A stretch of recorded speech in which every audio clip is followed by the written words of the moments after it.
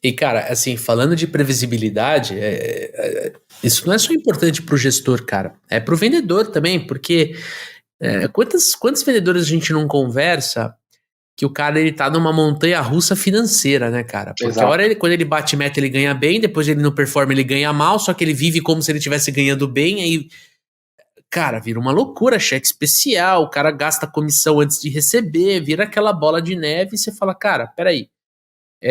Eu como gestor chego e falo assim, cara, se você tiver previsibilidade, né, ao bater a meta, você também tem previsibilidade financeira, que você merece isso. Você, como qualquer outro profissional, precisa ser bem remunerado, precisa ganhar dinheiro, precisa poder conquistar suas coisas, conquistar seus sonhos.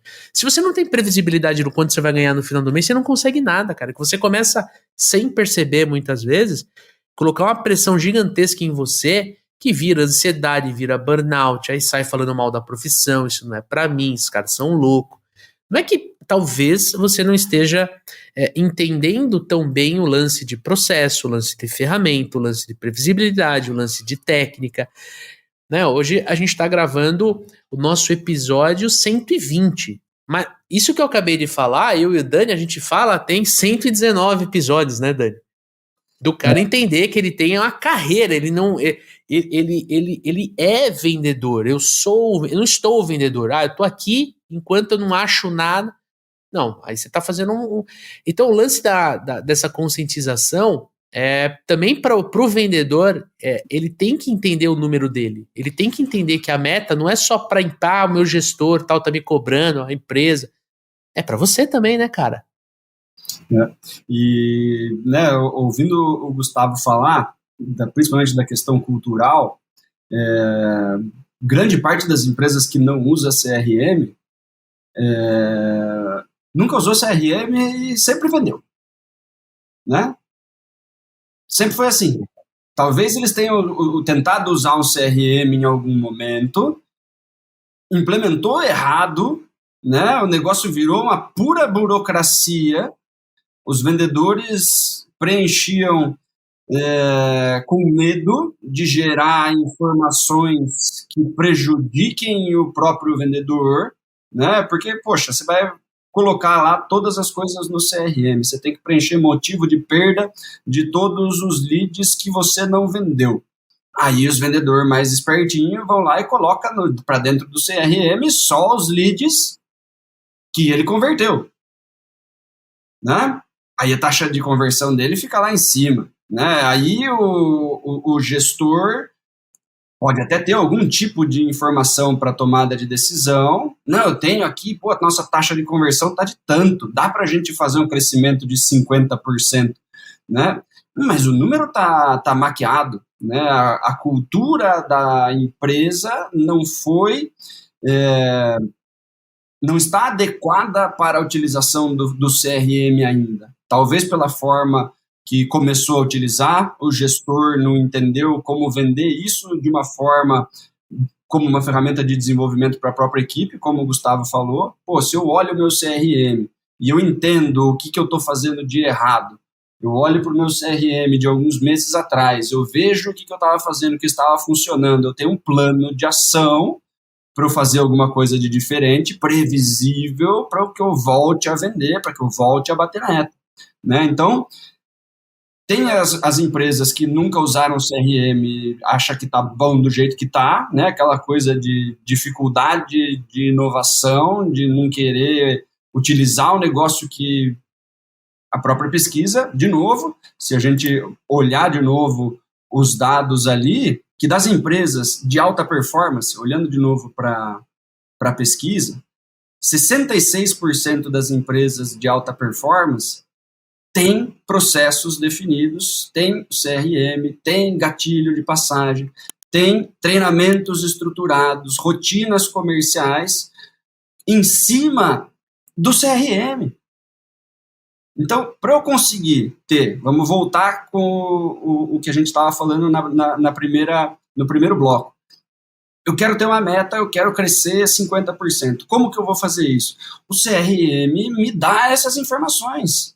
Eu consigo ter a previsibilidade, se a cultura está correta, o time está treinado, o pessoal preenche as informações, inclusive de perda, né, para eu saber aonde a gente precisa melhorar.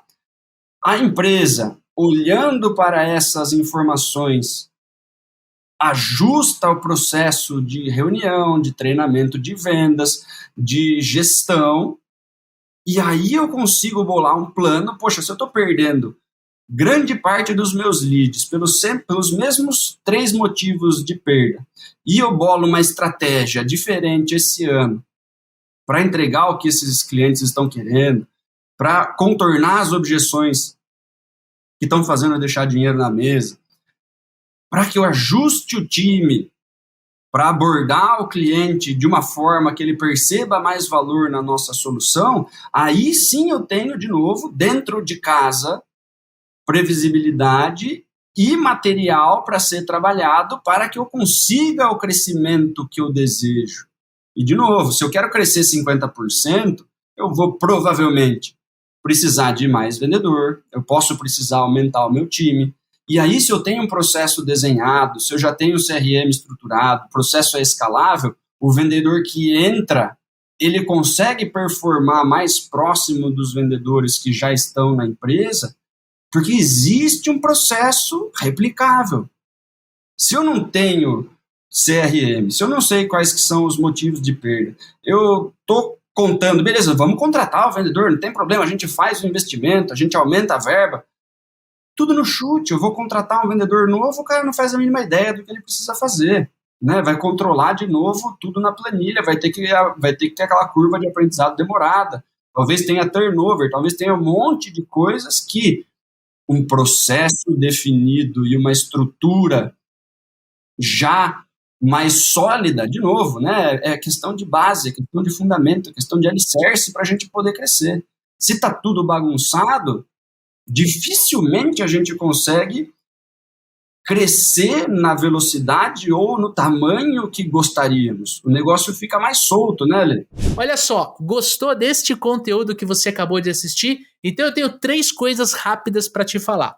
Primeira delas, esse conteúdo que você assistiu faz parte de um programa muito maior, sim, de um podcast. Um podcast chamado Papo de Vendedor. Você pode abrir o Spotify e procurar Papo de Vendedor, ou você pode clicar no link aqui embaixo para você conhecer o nosso podcast. Você vai ouvir dicas, técnicas, comportamentos. A gente fala sobre processo, a gente fala sobre uma série de coisas relacionadas ao seu dia a dia, o dia a dia do vendedor. Segundo, se você ainda não se inscreveu aqui no nosso canal do YouTube, dá um joinha nesse vídeo e se inscreva aqui no canal. E terceiro, temos um segundo link na descrição desse vídeo para você conhecer o método Super Vendedores, o nosso treinamento de vendas que junta a tríade de vendas. Como construir um processo comercial poderoso, como usar técnicas de vendas para engajar o seu cliente a comprar e principalmente como ajustar os comportamentos necessários para você vender cada vez mais, vender mais, melhor, mais rápido e com mais lucro. Então vai lá, te esperamos no Papo de Vendedor.